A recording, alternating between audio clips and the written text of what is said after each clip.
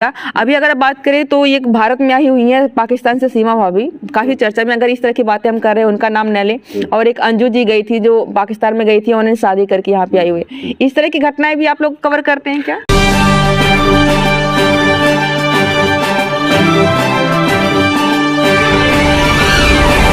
एक मूवी आई थी सलमान खान की बजरंगी भाईजान, जिसमें एक पाकिस्तान की लड़की आती है भारत में, और जब उसको पता चलता है तो उसको लोग लेकर के जाते हैं किसी तरह से गुप छुप करके, नीचे से किस तरह से अवैध तरीके से, लेकिन उसको जाते हैं पाकिस्तान में छोड़ने के लिए। लेकिन वो तो एक अवैध तरीका था क्योंकि वो रील थी और एक मूवी थी। हमारे साथ में एक महाशय बैठे हैं महानुभाव, ये जो है कि रियल लाइफ में बजरंगी भाईजान है, जिन्होंने खाड़ी देश ही नहीं पूरे दुनिया से जो प्रवासी मजदूर रहते हैं, अगर वो कहीं फंस जाते हैं दुनिया में किसी भी कोने में, तो उनको लाने का प्रयास करते हैं। अपना थोड़ा परिचय दे दीजिए, क्या नाम है आपका? जी, मेरा नाम सैयद आबिद हुसैन है और मैं अम्बेडकर नगर ज़िला, आपके ज़िले के बगल में मेरा ज़िला है, वहाँ छोटा सा गांव है रूदपुर भगाई, वहाँ का मैं रहने वाला हूँ और फिलहाल मैं भोपाल में रहता हूँ। अच्छा, ये काम आपने कब से शुरू किया? क्या उसके पीछे भी कोई कारण रहा हो कि करने का?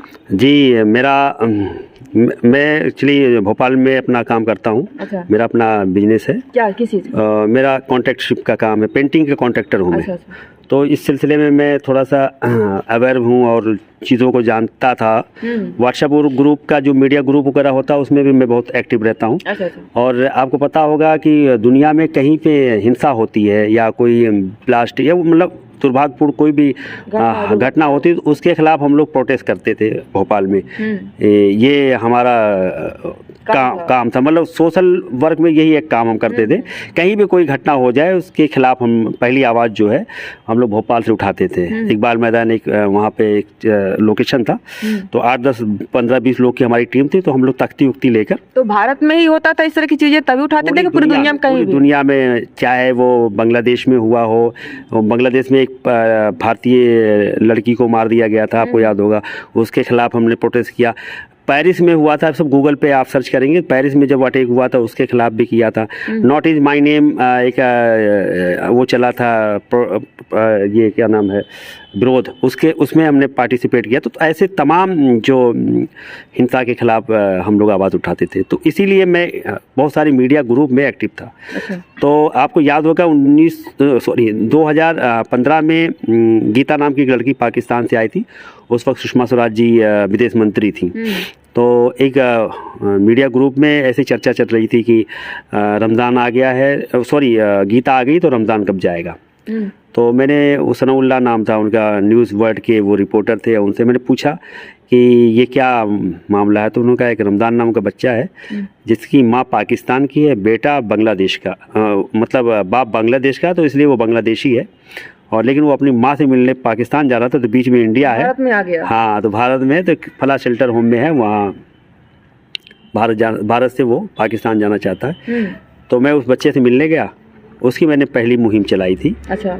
ट्विटर पे आप अगर चेक करना चाहेंगे तो #HelpRamadan आप डालेंगे तो वो एक का पूरा कंटेंट आपको मिल जाएगा कि हमने कब शुरू किया और कैसे काम शुरू किया। तो वो मुहिम हमारी ट्रेंड हो गई ट्विटर पे, और जब वो ट्रेंड हुई तो फिर लोगों का सहयोग मिलने लगा, और ये बात सरकार तक पहुंची। तो जो जिस NGO के शेल्टर होम में वो बच्चा रह रहा था, उनकी भी बहुत सारी मदद है उसमें, और सरकार की मदद, तो कुल मिला के बच्चा चला गया। तो मुझे लगा कि मतलब एक नेक काम में हमारा कुछ भी सहयोग जो हुआ तो उससे खुशी मिली।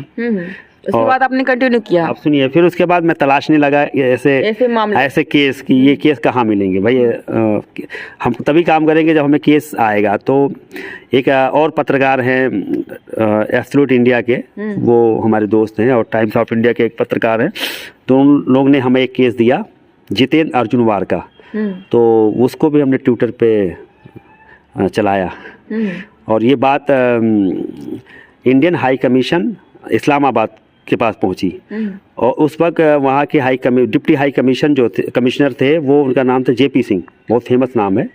आपने एक महिला का मामला सुना होगा, एक महिला पाकिस्तान में शादी करती है दिल्ली की, और वहाँ पे फंस जाती है, तो उस वक्त वो एक्टिव होकर उस महिला को निकाल के भारत लाए थे, तो बहुत फेमस हुए थे वो। उनका रात 11:30 बजे मुझे कॉल आया था, मुझे याद है, और उस वक्त मैं लखनऊ में था। तो JP सिंह जी ने बोला, सैयद आबिद हुसैन बोल रहे हैं? हम क्या, हाँ सर। तो बोले जितेंद्र अर्जुनवार तुम्हारा क्या लगता है? हम कहा सर मेरा तो कुछ नहीं लगता। तो बोले नहीं आपने ट्विटर पे कुछ ट्रेंड करवाया। हाँ तो वो क्या तो क्या डॉक्यूमेंट आपके पास है? अब वो हाई कमीशन से कॉल आया तो मैं थोड़ा सा घबरा भी गया। तो उन्होंने कहा घबराइए नहीं, मैं कुछ डॉक्यूमेंट मांग रहा हूँ, वो आप मुझे भिजवाइए। तो फिर मैंने उस फैमिली से बात की, उस बच्चे की, जो बच्चा जितेंद्र अर्जुनवार फंसा था, तो वो उन्होंने सारे डॉक्यूमेंट हमें 5वीं की मार्कशीट और ये वो जो भी आधार कार्ड और वोटर आईडी जो भी ये उनके पास इंतज़ाम थे उस वक्त अवेलेबल था, तो वो हमें उन्होंने व्हाट्सअप किया और सर को मैंने भेजा। फिर ये हमारा केस वहाँ रजिस्टर्ड हुआ, मतलब इंडियन हाई कमीशन इस्लामाबाद में। और फिर उसके बाद प्रक्रिया चली और जो भी लीगल प्रोसेस इंडिया और पाकिस्तान की है, इंडो पाक की, उसके तहत फिर वो बच्चा 2018 में भारत आ गया। अच्छा, तो अभी भी बहुत सारे जो है कि खाड़ी देशों में जाते हैं। अपने घर की बात करें तो हमने एक न्यूज़ चलाई थी अपने गांव की, तो उसमें भी एक थे, 1 साल से ज़्यादा का टाइम हो गया, तो कतर में रहते थे। और ऐसी बहुत सारी घटनाएं आपके आसपास में जानने वालों में भी मिलेंगी। बहुत सारे लोगों ने इस तरह की न्यूज़ भी बनाई हुई है कि वहाँ पर जाने के बाद उनकी अचानक से एक्सीडेंटल डेथ हो जाती है और वहाँ से डेड बॉडी आने में लगभग महीनों लग जाते हैं। क्या नाम था वो जो आपने बताया, कब की बात है ये? राजनाथ यादव नाम था और ये हमको लगता है कि जुलाई अगस्त की बात है। मैंने उसमें मदद की थी। राजनाथ यादव आपने नाम लिया, वो केस हमारे पास आया था और मैंने भी उसमें अपना कंट्रीब्यूशन दिया था। अच्छा, अब मैं थोड़ा सा फिर मैं बताऊं अब आगे। मैं जब ये केस कंप्लीट हुआ। तो ये चीजें कैसे लोगों को पता चली कि वो कहाँ पर, आपको पता है कहाँ पे मिले थे वो? कौन? जो राजनाथ यादव कहाँ मिले थे? राजनाथ यादव जो थे वो सऊदी अरब में किसी कफील के पास काम कर रहे थे, वो बीमार भी थे। हाँ। और दुर्भाग्यपूर्ण उनकी डेथ हो गई थी। तो जब वो बीमार थे तब मैंने एम्बेसी को ये केस भेजा था। अच्छा। हाँ, मैं आपको दिखाता हूँ, मेरे पास अभी गूगल पे है, उस पर मेल पर। तो इसमें उनकी जो काम करते आप लोग उसका रिकॉर्ड भी रखते हैं? हाँ, उनकी इतनी बुरी हालत थी, इतनी ख़राब हालत थी कि वो सफ़र नहीं कर सकते थे। राजनाथ नेटवर्क नहीं। हाँ, तो अभी खुल जाके दिखाऊँ। तो उनकी इतनी ख़राब हालत थी कि शायद वो सफ़र करने में सक्षम नहीं थे और वो वहाँ पे हॉस्पिटल में एडमिट थे। तो ये देखिए राजनाथ यादव।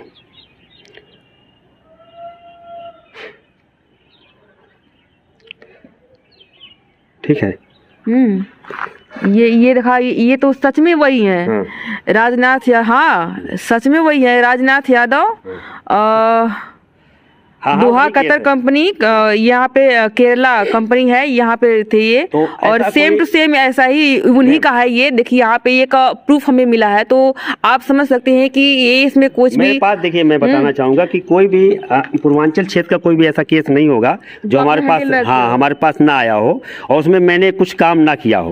तो ये तो एक राजनाथ यादव का केस है। इसके अलावा बहुत सारे केस होंगे। तो ये इसको छेड़ने का मतलब हमारी ये था कि अभी सारे डॉक्यूमेंट भी मेरे पास, ये देखिए आप, डॉक्यूमेंट खुल जाएंगे, तब तो हम बात करते रहते हैं। तो ये केस हमारे पास आया था लगभग, ये देखिए ये डॉक्यूमेंट है। हाँ, है ना? हाँ, वही तो है, राजनाथ यादव। ये फोटो भी दिखा दीजिए आप। यही है, सेम टू सेम यही है। सेम टू सेम नहीं, वही वही है, लेकिन नहीं, ये बात है अभी हम मैं बताना चाहूंगा, टॉपिक पे आते हैं अपने। तो इस तरह की चीजें अभी ना ही पहली है और ना ही आखिरी, इस तरह की चीजें होती रहती है। तो कोई अगर साथ से संपर्क करना चाहे। 2022 का ये केस है हमारे पास। हाँ। और ये हमारे पास जब आया था तो मैंने तब इनकी शायद चाहिए, ये मिसिंग हुए थे, है ना? हाँ, ये मिसिंग हुए थे और फिर बाद में पता चला कि डेथ हो गई। तो फिर बॉडी के लिए मैंने फिर प्रयास किया, तो उनकी बॉडी इंडिया आई थी। तो काफी खराब कंडीशन में आई थी। अभी हम ये बातें कर रहे हैं कि अगर मतलब कि ना पहला केस है ना आखिरी है, अभी 600 आपका आंकड़ा बता रहे हैं, तो आगे आने वाले में समय में बहुत सारी से दुर्घटनाएं होती रहेंगी। तो अगर आपसे कोई संपर्क करना चाहे तो कैसे करना? आपने नाम लिया तो फिर मुझे याद आया कि ये केस तो मेरे पास ऑलरेडी आया था, तो मैंने वो सर्च किया अपने अकाउंट में, तो वो मिला। हाँ, मेरे पास संपर्क करने का माध्यम आप सब मीडिया के माध्यम से भी आ सकते हैं। मेरा सोशल मीडिया प्लेटफॉर्म पे कई अकाउंट है, जैसे फेसबुक और इंस्टाग्राम और उस पर ट्विटर पे। कोई कॉन्टेक्ट नंबर हो जो आप? कॉन्टेक्ट नंबर तो दे सकता हूँ, मसला नहीं है। मेरा 9893767892 ये मेरा मोबाइल नंबर है। कभी भी आधी रात को भी आप कॉल करेंगे तो मैं उठाऊंगा और आपकी जो भी मदद होगी वो मैं करूंगा। हाँ बिल्कुल, क्योंकि पूर्वांचल के बहुत सारे जो लोग हैं, खास करके आजमगढ़ का है, तो खाड़ी देशों में बहुत ज़्यादा रहते हैं, बहुत ज़्यादा लंबी तादाद में रहते हैं।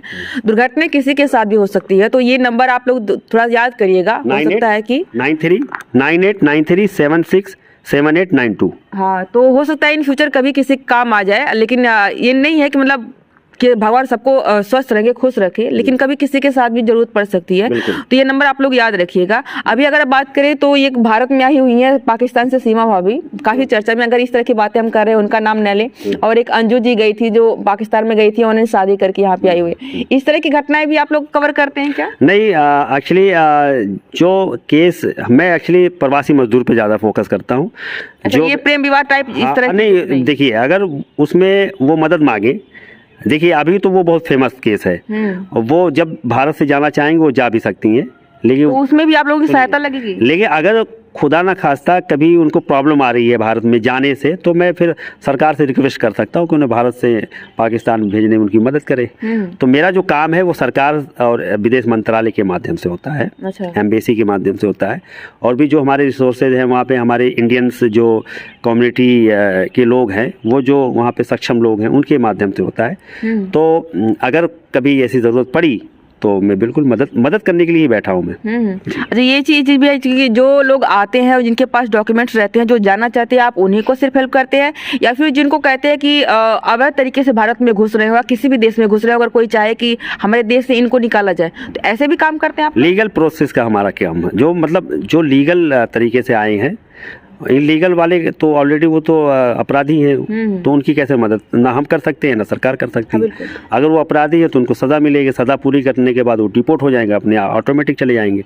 लेकिन हम उन पे काम करते हैं जो किसी कारण फंस गए हैं। जैसे सपोज करिए कि यहाँ से एक इंडियन आदमी विदेश गया, या विदेश का कोई आदमी इंडिया आ गया और वो यहाँ पे किन्हीं कारण फंस गया है, फंसने का कारण कोई पासपोर्ट वीजा वगैरह खो जाना, पासपोर्ट गुम हो गया, उसके डॉक्यूमेंट गुम हो गया और वो सरकार तक नहीं पहुंच पा रहा, तो ऐसे में सरकार से मैं अपील और गुहार लगाकर और सरकार के संज्ञान में उस मामले को लाकर उसकी मदद करवाता हूँ।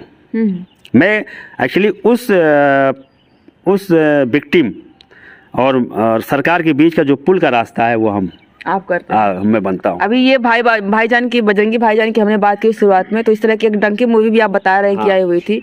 तो ये इस तरह का अपने थोड़ा काम को बताइए लोगों को। इसलिए जिक्र कर रहा हूँ कि डंकी में अभी लीगल इनलीगल की बात चल रही थी ना, तो डंकी में जो इनलीगल तरीके से यहाँ से लोग अपना करियर बनाने USA और UK, मैं उन कंट्रियों की बात करता हूँ जहाँ पे जाना कई लाखों का खेल है, मतलब इतना पैसा लगता है वहाँ जाने के लिए, और वो लोग नहीं कर पाते। तो ये लोग गलत तरीके से और छुप छुपा के फेंसिंग पार करके फिर एक मुल्क में, फिर दूसरे मुल्क में, तीसरे मुल्क में, ऐसे करते करते वो लोग वहाँ पे कुछ फ्लाइट भी लेते हैं, कुछ पैदल भी जाते हैं। तो वो वहाँ पे जाके कितनी मुश्किलें वो उठाते हैं और कितनी दुश्वारियाँ आती हैं। वो डंकी मूवी, मैं डंकी मूवी का प्रमोट नहीं कर रहा हूँ, बिल्कुल नहीं कर रहा हूँ, मेरा फिल्म से कोई मतलब नहीं है, लेकिन मुझे अच्छी लगी मूवी, वो अच्छी मूवी लगी। और इसी तरह एक फिल्म आई थी, आपने सरबजीत देखी होगी। सरबजीत मूवी थोड़ा सा इंस्पायर करती है मुझे, क्योंकि उसमें एक बहन के संघर्ष की कहानी है। वो बहन जिनका भाई पाकिस्तान की जेल में है, सरबजीत, और उसको भारत लाने के लिए जो उसका संघर्ष है, वो मतलब उसका हम इतना इमोशनल संघर्ष है कि उसको हम बयान नहीं कर सकते। उसको आप ज़रूर देखिएगा, वो फिल्म देखिएगा, उसका हम प्रमोशन कर रहे हैं। और उसमें दलबीर कौर नाम की एक महिला है, ऐश्वर्या राय ने उसका किरदार अदा किया है। और वो बहन दफ्तर और ऑफिस कैसे भटकती है, अपने भाई को लाने पाकिस्तान जाती है, और दुर्भाग्यपूर्ण लास्ट में ये होता है कि वो भाई आ भी नहीं पाता, वहाँ डेथ हो जाती है, उसको वहाँ जेल में ही मार देते हैं वहाँ के लोग।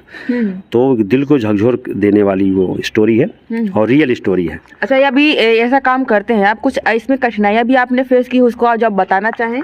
हाँ, कठिनाइयाँ आती हैं, क्योंकि काम तो कोई आसान नहीं होता और बहुत टफ भी नहीं होता। लेकिन मेरे हिसाब से जो मज़दूर वहाँ फंसे रहते हैं और जब तक वो आ नहीं जाते, तब तक मैं परेशान रहता हूँ, क्योंकि वो उनको खाना मिला कि नहीं मिला, और रात में उनको सोने की जगह मिली कि नहीं मिली, उनके पास पैसे हैं कि नहीं, उनके मोबाइल में रिचार्ज है कि नहीं, ये सब मेरी जिम्मेदारी हो जाती है। तो ये सब मैं अपने लेवल पे करता हूँ। जैसे मैंने अपने अंकल की बात बताई, इनकी डेथ हो गई, और भी इस तरह की घटनाएं होती होंगी, तो उसको कैसे आप लोग हैंडल करते हैं? ये जो भी केस आता है, मिसिंग का हो गया या फिर डेथ कर गई हो, हाँ, जो मिसिंग का रहता है तो डिपार्टमेंट को मैं भेजता हूँ, डिपार्टमेंट उसको तलाश करती है, वहाँ की लोकल अथॉरिटी को सूचित करती है, फिर लोकल अथॉरिटी उसमें मदद करती है, तो आ जाते हैं। जैसे इन्हीं का था, ये मिसिंग नहीं थे, ये मर गए थे, मतलब सॉरी ये डेथ कर गए थे। तो जब इन लोगों को मिसिंग होकर के डेथ कर गए थे, कहीं गायब थे, उनको पता ही नहीं चल रहा था। डेथ ही मतलब इनका मृत्यु हो गई थी, ये मृत्यु कर गए थे, इन लोगों को पता नहीं चल रहा था। हाँ, इन लोगों को पता नहीं चल रहा था। जो मैंने इस केस को उठाया तो पता चला कि ये डेथ कर गए, तो उसके बाद डेड बॉडी की प्रक्रिया शुरू हुई थी जी। और भी कुछ बताना चाहिए? और इसमें इनकी फैमिली को भी नहीं पता होगा कि इसमें मैंने मदद की है। हाँ। ना मुझे जताना रहता, ना मुझे बताना रहता। मेरे पास तो किसी ने, आपने भी केस कर दिया तो मैं उस फैमिली से पुष्टि भी नहीं करता कि क्या मामला है। आपने बता दिया, मुझे लगा कि हाँ केस जेन्युइन है, तो मैं उठा के शुरू कर देता हूँ काम को। और जो हो जाता है तो जो जिसके माध्यम से वो केस आता है उसको बता देते कि भाई ऐसा ऐसा मामला है। तो जिसके भी माध्यम से ये केस आया होगा, मुझे लगता है कोई लालजीत यादव थे, क्या नाम था, लालजीत यादव, लालजीत यादव, हाँ, उन्होंने ये केस हमें दिया था, मुझे याद आ गया। तो ये देखिए, ये हमारे साथ में है और इन्होंने अपना कांटेक्ट नंबर शेयर किया है। ये सबसे ज़्यादा ज़रूरी है, क्योंकि हमारे आजमगढ़ के ही नहीं, पूरे पूर्वांचल के बहुत सारे लोग जो है वो खाड़ी देशों में रहते हैं और इस तरह की घटनाएं दुर्घटनाएं होती रहती हैं।